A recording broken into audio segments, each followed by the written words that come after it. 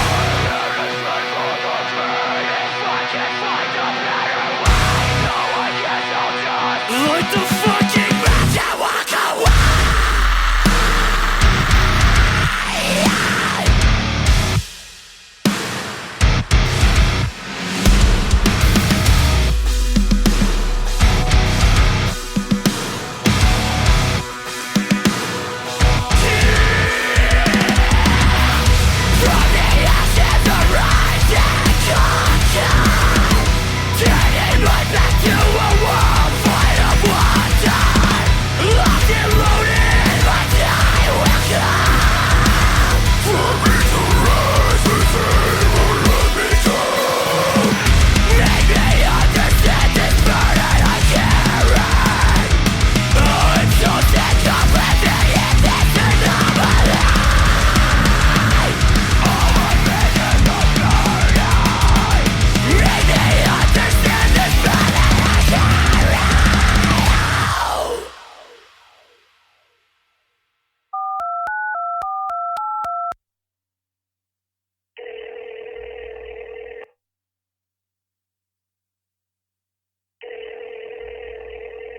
Hello.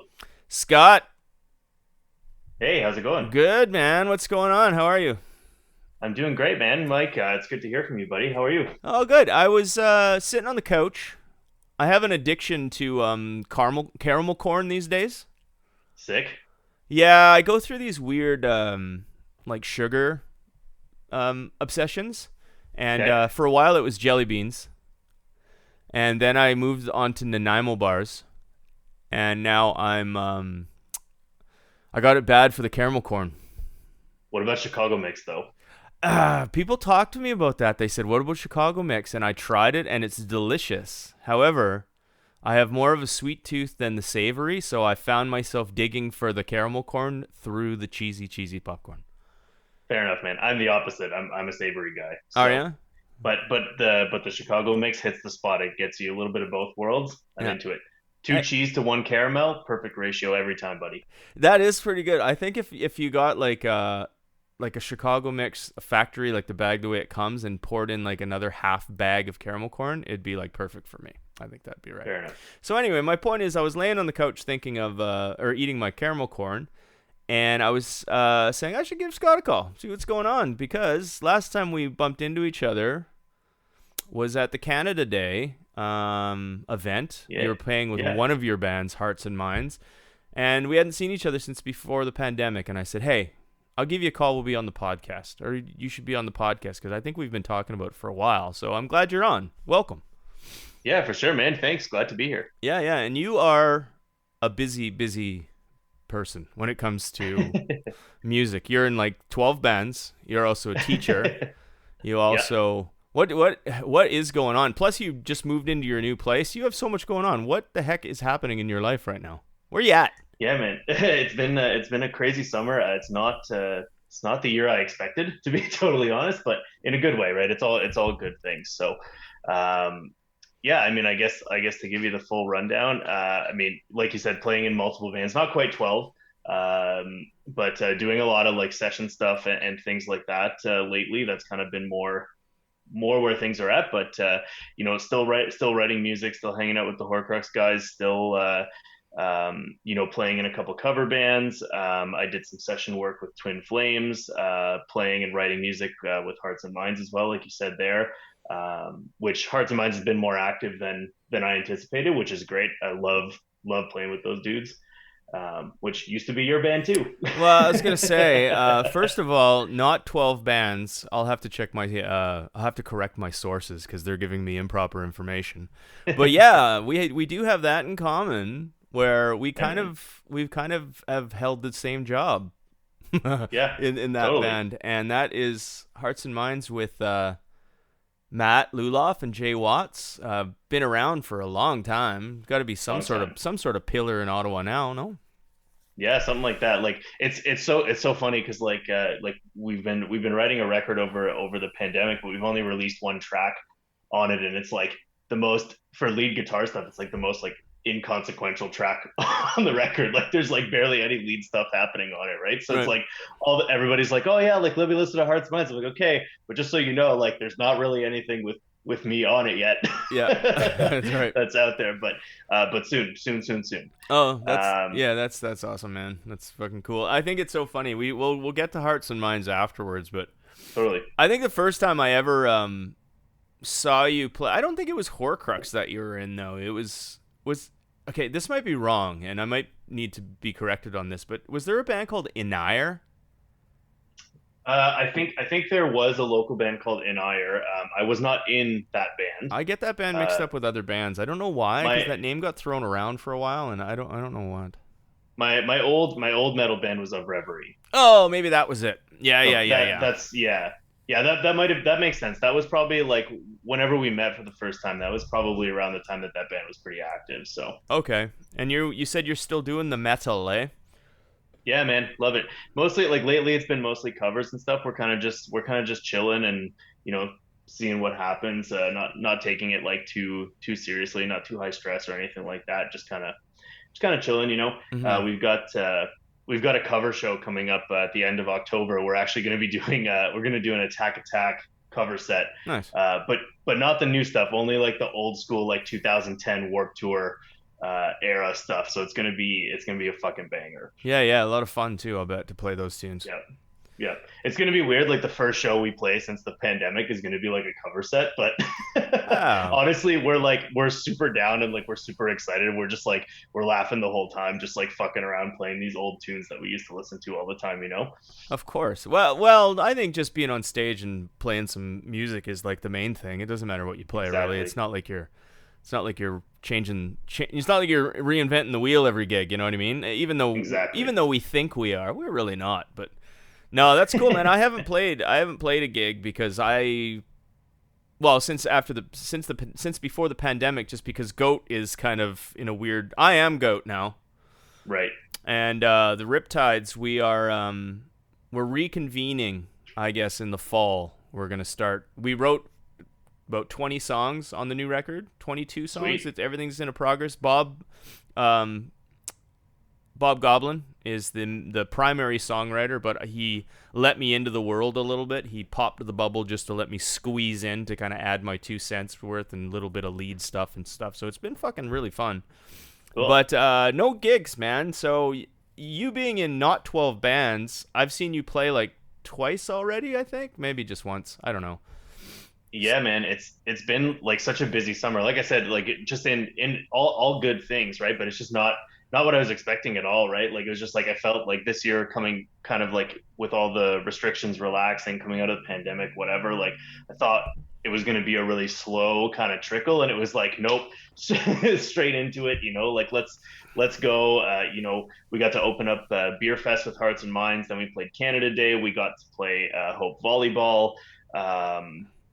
You know, and then on top of that, it's like peak wedding season. You know, the wedding bands were like back in full swing and stuff like that. Right. And I really just kind of like got a couple opportunities that like fell into my lap, and we just kind of ran with them, and I just got, you know, slapped with shows in the best way possible. I've had a blast all summer getting back at it.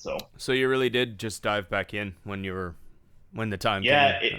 and it wasn't like intentional or anything. Like I wasn't sitting there like actively being like, let's go. You know, it was just like, Yeah. hey, can you do this? Yeah, okay. And then everything just kind of snowballed into like, okay, I can do this, and now I'm just doing everything. And I was just like, okay, roll with it, and this is great. Yeah, no, I can relate. About 3 years ago, I was in kind of 3 projects. I had Hearts and Minds, I had Goat, plus I was playing in an acoustic duo with a old friend. Anyway, and I remember having like weekends or weeks like that where I had like 3 gigs with 3 different things, and it was fun. It's you know, you keep yourself busy, and it's very mentally stimulating too. Like it's just at the end of the week, you're like, yeah, I feel like I'm actually doing stuff. So Exactly, man. I feel that so much, like especially just sitting around at home for like 2.5 years. You know, it feels good to do. Like I've been doing stuff. I work from home, whatever, for my day job. But like now I'm doing stuff. I'm out there. I'm doing stuff. You know. Yeah. It feels really, really good. Yeah, I'm pretty excited about it too. The first time I did a couple acoustic shows, but the first time I actually step on stage with the band's gonna be even not even step on stage, even just go to like a band practice would be fun. Anyway, enough about me. School of Rock, didn't you used to work there as well? I did, yeah. Is that where you met Jay Watts? It is, yeah. It's where I met Jay. It's where I met Troy as well. Troy plays in Hearts and Minds too now. Yeah. It's where I met the entirety of one of my cover bands, Bytown Lights. Mm-hmm. We were all teachers there, and you know, I owe a lot to that place for the connections that I made through it, because you know, without that I wouldn't know Matt, which is I work for Matt for my day job. So like, you know, there's a lot of stuff that I owe to that place and those connections I made through there. So yeah, I was with them for about 7 years. Mm-hmm. Jay, we're speaking of Jay Watts and Jay Watts and Matt Luloff. They're very they're friends of the podcast. They've both been on, so I think the good listener will know who they are. If they don't, you should do your research. Very important people in the local music scene. So from School of Rock, I guess yeah. So you met Jay through there. Did you? I don't even know the timeline. Like, when did you? Were you still working there when you joined Hearts and Minds? Because I know Hearts and Minds like broke up for a while. Yeah, it is kind of a weird timeline. That's a fair question. So I think if my memory serves me correctly, what happened was, like I only left in September of 2021. Mm-hmm. So I was definitely in Hearts and Minds at the time. However, it was very much like just sort of a discussion, kind of pipe dream sort of thing. We only really started like working on the new record kind of quietly during the pandemic. Like Matt is the primary songwriter; he was doing a ton of writing and stuff. Mm-hmm. So I guess so yes, definitely I did join Hearts and Minds while I was still working at School of Rock. Um, However, the band's obviously only become more active and more public. I guess more publicly active would be the better way to say it, since the pandemic has slowed down a little bit. Mm-hmm. And ever since then, I haven't worked for School of Rock. So Cool. And with I don't know why I keep focusing on Jay, but he's like our sixth degree of separation sometime. yeah, yeah. Especially in what you do too, because he's like your kind of your partner in crime. You were in the Bytown Lights with him. You said you did some work with Twin Flames. How did that work out for you?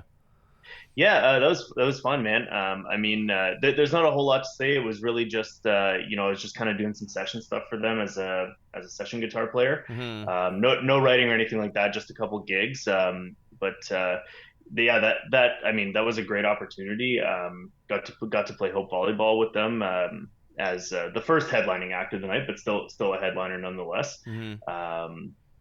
Which was awesome. It was really cool to kind of get that different perspective, like especially coming from, like all these different like worlds of cover bands and metal stuff. And it's like, well, now you're playing original stuff, and it's something with a really big kind of social focus, right? Of course, with the indigenous element, right? And it shines a really important light on all that stuff. And just the one gig at Hope Volleyball, we had lots of people coming up to me just saying how much the set meant to them, and things like that. And I mean, to me that's like the coolest part about playing music, right? But it was a great opportunity to sort of open my eyes a little bit more to I guess that sort of, what's the word I'm looking for, like that sort of world, I guess. Yeah. No, I gotcha.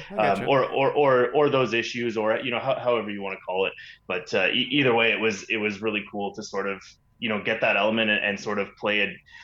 It's still like rock music, but it is a little bit of a different style. So I like challenging myself with that kind of stuff, right? Like having the extra instruments, like the indigenous instruments in there and stuff like that. Like that's and finding out like where you sit in the mix on stage, and like how to not kind of overstep or understep, either way. Yeah. Just so you're filling up the space properly in the songs and things like that. Like I love those kind of challenges, Well, I think just two ends of the spectrum in itself is like your band Horcrux, which is like you're like the mighty Scott Norris in that band with the guitar.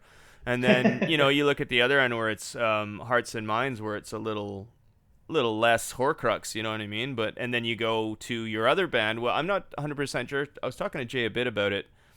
Bytown Lights, when you were like the cover band and doing like the wedding gigs and stuff like that, to playing the classics, you know what I mean? I'd say you're a pretty well-rounded player.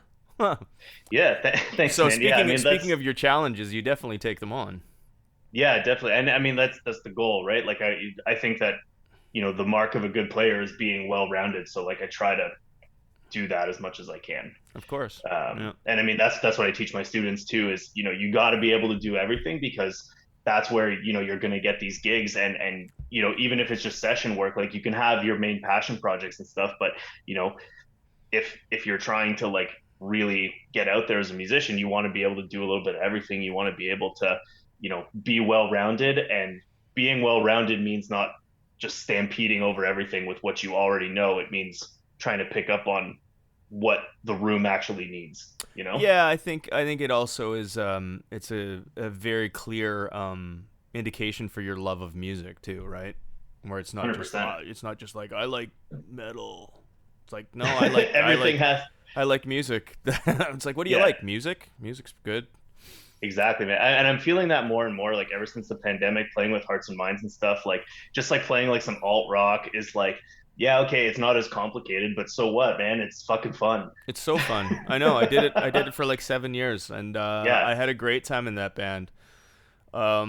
The reason I left had nothing to do with the guys or nothing to do with the music. It's just a scheduling thing, and I just Yep. had to make a decision just for my own kind of time and space. That's it. I don't. $100%. I don't regret a second I was in the band with those guys because they're still like really good friends. And this is a great thing to say. Going back on our conversation, stick with Jay Watts and good things will happen to you, I guess. Pretty much, It man. is. It's you can't go wrong. He's the best energy guy you'll ever know, and he's there for you in a pinch. Exactly, man. Have you always? I guess you've always focused on guitar playing. Are you self-taught, or did you take lessons, or? No, I took some lessons for a while. So I started out taking lessons at Dominic's. Well, I mean, if you want the whole history, my dad Yeah, is let's hear a it. really awesome blues guitar player. So grew up in like a super musical household. I mean, my mom doesn't really, she likes to pretend to sing and stuff like that, Me too. but like Yeah. she doesn't have any like formal like instrument training or anything like that. So, but she loves music, and you know, my dad's got like all these like super sick like vintage guitars and stuff like that. You know, we've got like I think a '59 Jazzmaster, like all original in the basement at Wow. my parents' place, super cool stuff. Anyways, obviously I saw him, you know, playing guitar when I was about 10 years old, just like on a whim. I just like went under and like grabbed his like 60, I think it's like a 64 Les Paul Deluxe Gold Top, like not being remade anymore. Like, and he was like, "Holy shit, what are you doing?" Yeah. Yeah.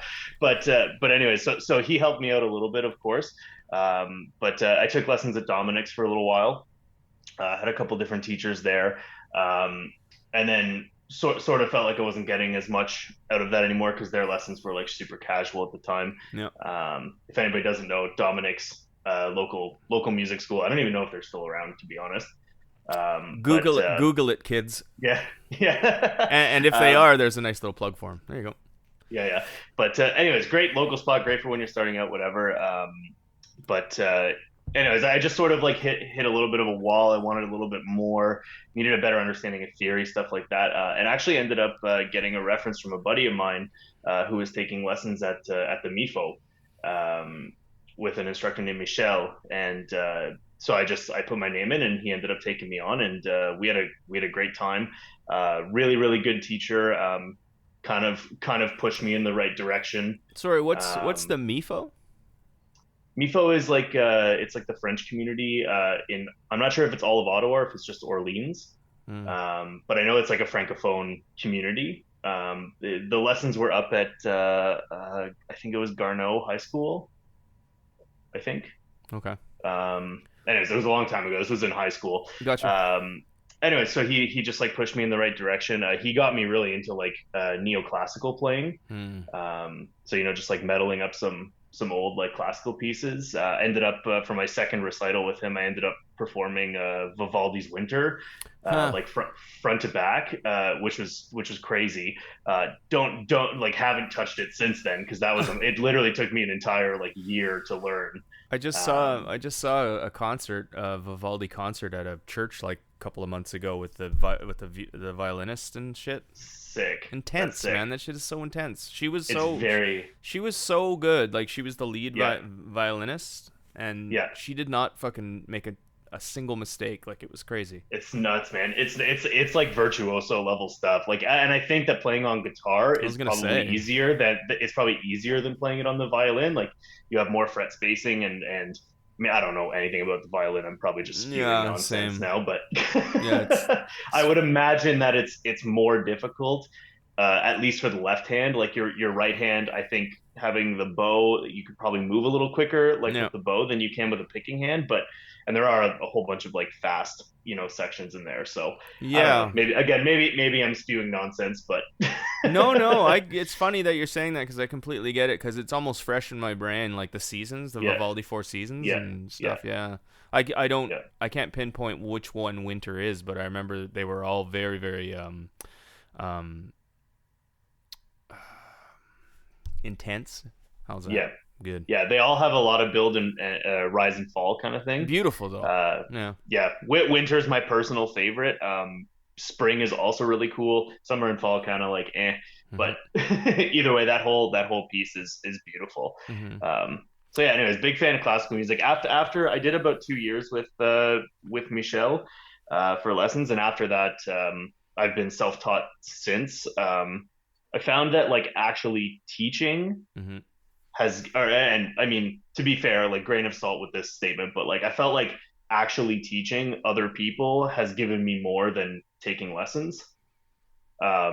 Because when a student comes to you with a question, like you don't have a choice, you have to figure it out, right? Whereas when you're the student, you can like shrug it off, or you might have a question, but it might not sink in as much, So you're But it's like learning. when it's Yeah. I get it. And sorry, I didn't mean to cut you off there. So no, that's so okay. you're actually learning more as a teacher than you were as a student. That's interesting. And you're learning Yeah, from your that students. Yeah, that's exactly. problem That's solving. kind of yeah, that's always been my mentality too, is like I feel like you really understand something when you can teach something, Yeah. right?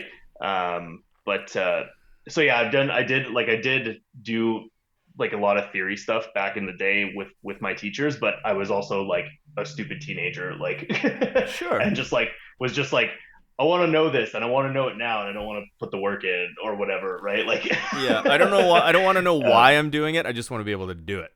Yeah. yeah, so like obviously that doesn't really work all the time. Right. So anyways, like since being older and actually teaching it, like I feel like I have a stronger understanding kind of doing stuff on my own, but I think a lot of that comes from mentality, not necessarily from teachers. My teachers were great, you know. Yeah, Yeah. I guess so. And being like, I guess that's more than 50-50 self-taught. So you do have a good basis. Like you do have some fundamentals and a foundation that you built off of.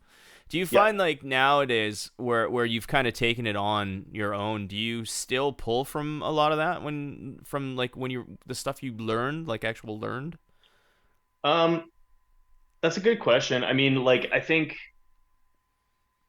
yeah, I mean, I would say yes for certain things and no for other things. Like, um, I find that like whenever I write for like metal stuff, Mhm. it's kind of like I know where I want everything to go because I've just like done it so many times, and even if I'm doing something a little bit differently, like it still kind of fits in the same theory boxes, you know. Mhm. So I don't really need to pull from some of that old knowledge, but it's like I'm certainly pulling from like that self-taught knowledge of all the different theory stuff that I've taught um, over my years of teaching, right? But I didn't do a whole lot of that. It was more the basics when I was taking lessons back in the day. But I do use those basics, like a lot of like the different like shape systems that you can use on the guitar, and like uh, as cheesy as it is, the pentatonic boxes are your saving grace when you're doing cover stuff, Right. right? So like I definitely pull from that for those kind of things. Um, but I am 100% like a learn by doing kind of guy. So I get more out of just like kind of grinding my way through like the most difficult path possible to get to the the end goal. And then like when I go and do it again, it's like, oh no, I know this now. So like now when I'm doing cover stuff, it's like I'm hearing the chord progressions and it's like, oh, you want to change the key? I know exactly what to do on the fly now. But that took a really long time because I'm not sitting there and just like looking at a sheet of paper and memorizing all the keys and all the chords that belong in the key or whatever. It's just like, no, I just know that these belong now because I've done it so many times. What about stuff like can you teach like dexterity and flexibility and stuff like that with your hand? Because I know Yeah. in some of the metal stuff that people play, just that crazy where the pinky Yeah. fingers like all loose and just going. Yeah. Do you believe that? Do you believe that some people just have the are born kind of have the natural ability to learn that stuff, and other people just even though how hard they try, they never will?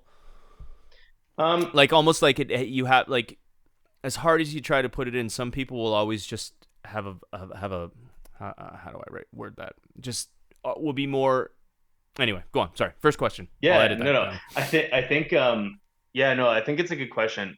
I It's not something I give a lot of thought to, and I think that that's the teacher mentality because I believe that, with enough work anybody can do anything, Yeah, I right? don't know about that. See, Um, I'd have to debate that one. I do think that some people have distinct advantages over others. Hmm. So, and I'm gonna do one example There's a couple different ones that I can think of, but the main one being like the length of your fingers. So like I'm cursed with like stubby little sausage fingers, Yeah. and I've had to learn how to play metal with really short, fat fingers, right? I figured out how to do it. It took many years to get it to a point where, you know, you could pull off like playing like, you know, Children of Bodom solos and things like that, like these really crazy like shred things. Yeah. Whereas people with longer fingers have, you know, much more of a reach. And like even to this day, like when I play bar chords for extended periods of time, my hands cramp up because my fingers don't fit properly, right? So I have to cram it in and just suck it up. Right. So I think that like definitely anybody can get to where they want to be. Yes, I do teach dexterity exercises. It's actually a big part of how I teach. I make all my students do warm-ups every single lesson. We do exercises every single lesson. Are those exercises, are they your exercises, or are they ones that you learned or taught? A little bit of both. Interesting. Interesting. So go ahead. yeah, Sorry. so I've taken actually one of my favorite metal bands, very underground, the Human Abstract. Basically their whole thing is that they're jazz guys who started a metal band, so you can imagine how crazy that shit gets. Yeah. So the Human Abstract's guitar players were doing like this like backstage like this is how we warm up kind of thing, and it was just like a video of them doing these like crazy dexterity exercises, and I was like, that's really cool.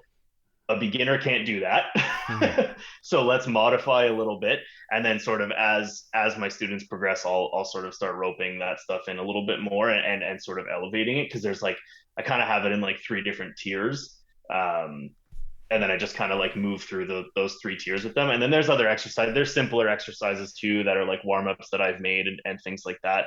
I always tailor everything to the specific student, right? It's like, oh, you want to work on this, let me build you an exercise for that. Well, that's amazing, and it's super interesting to me because I've been playing guitar for literally like over 30 years, and I try as I may to do more than I can do, but I don't think my right hand has I've always considered myself literally like the sloppiest guitar player on earth, and I try not to be, but it's just naturally I'm just very sluggish and stiff, and kind of I can get stuff done now. Is that because I'm doing the wrong lessons, or is that just who I am?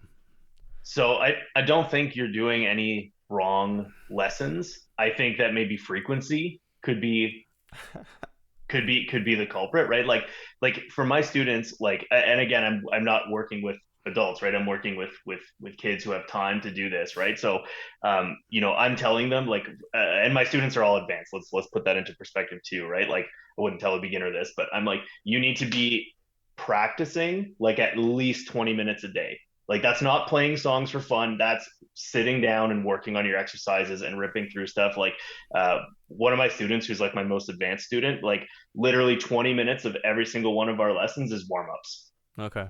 It's warm-ups and exercise work, and he does that every day, and he is stellar.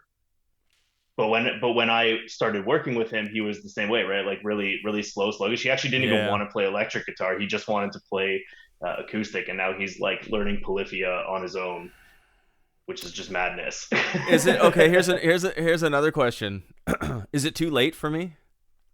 I don't think so. No? Oh, that's good. I don't think it's ever too late. I think the only disadvantage that any like adult has, or sorry, did I say advantage? Any disadvantage an adult has, in comparison to someone younger is just time, right? Obviously, you get older, you have more responsibilities, you got shit to do, right? But like, if you can just carve out that like, you know, 20 minutes a day to like actually sit down and just like run your exercises, yeah. you know, you'll be fine. And if you want, man, I'll give you the exercise. I would actually like some exercises. That'd be really cool. I got you. All right. I got you. I'll send you them on Facebook. And send you them on Facebook. And I trust your teachings as opposed to just randomly Googling something that isn't right for me. Do you know what I mean? Yeah. And you've proven it works. So I'm sold. Teach me. Hell yeah, dude. Yeah. I got you. So you got any gigs coming up? Like what's happening? I do. I got a couple things coming up. I'm not sure if I'm allowed to announce them yet. I might get in trouble. So, you got any gigs? Yep. Yeah, yes. All right. Okay, so here's the deal. There is a very good chance Hearts and Minds will play a very special event that's near and dear to our hearts in September, Mm. mid September. I got the confirmation that it's almost 100% now, so very likely for that. So keep your eye on that. We've got the Horcrux gig with our Attack cover set coming up at the end of October. Let me grab the date super quick, and you can edit these together so I don't sound like an idiot. Mm-hmm. Well, everywhere Hearts and Minds plays is special. Exactly. Horcrux cover show is October 28th at the Brass Monkey. Brass Monkey. I haven't been there in years. Yeah, cool, man. 2010 to 2012 Attack cover, bangers only. It's gonna be fucking sick. Uh-huh. Put on your banging pants. Yeah. Other than that, it's mostly just weddings and stuff. I think those are the main two. Like public events. Where can the good listener find some of your tunes? Do you have some links or something for Horcrux or Hearts and Minds? Yeah, for sure. So for myself, you can follow me at No Spaces Scott. That's my Instagram, my TikTok, like all my Twitter as well. That's all my stuff. Post lots of cover content, things like that on there. I'll put that all on the posting of the podcast too, so anyone can find it for sure. Yeah, for sure. For Horcrux, you can follow us anywhere at Horcrux Ottawa. For Hearts and Minds, I think it's just at Hearts and Minds. Classic lead guitarist doesn't know what the handle is. And yeah, I think that's pretty much it. You can follow Bytown Lights at Bytown Lights. Then yeah, that's pretty much it. Rad. I think I said something earlier in the podcast too that I kind of want trademarked, and every time it gets said, I want like 35 cents. I really like the ring of the mighty Scott Norris. So all the band members who should be listening to this podcast from now on, the mighty Scott Norris. 35 cents, man. 35 cents every time. I'll pay you 35 cents every time someone says it. Awesome. Okay, buddy. It was awesome to catch up. We haven't talked in a while. Yeah, man, I'm definitely going to keep my ear out and keep my eye out for that Hearts and Minds gig that no one's supposed to know about. Because, like I said, every time Hearts and Minds plays somewhere, it's special. So I'll definitely come and see that one. All right, keep in touch, bud. And good luck with everything. Good luck with the new place. And sounds good, man. We'll talk real soon. Awesome. Thanks, buddy. Cool.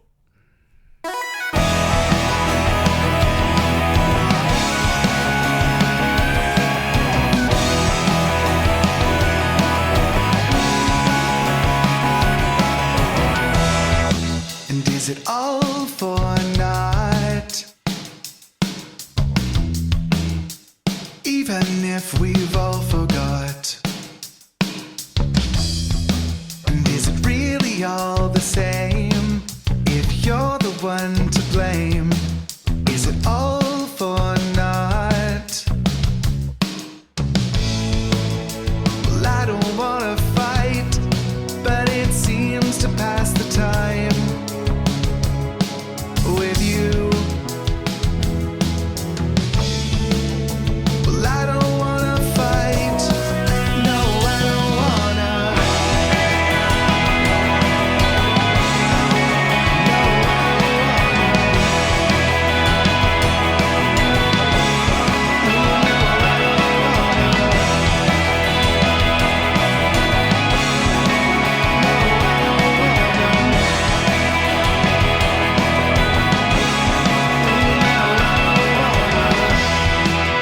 Is it all for naught?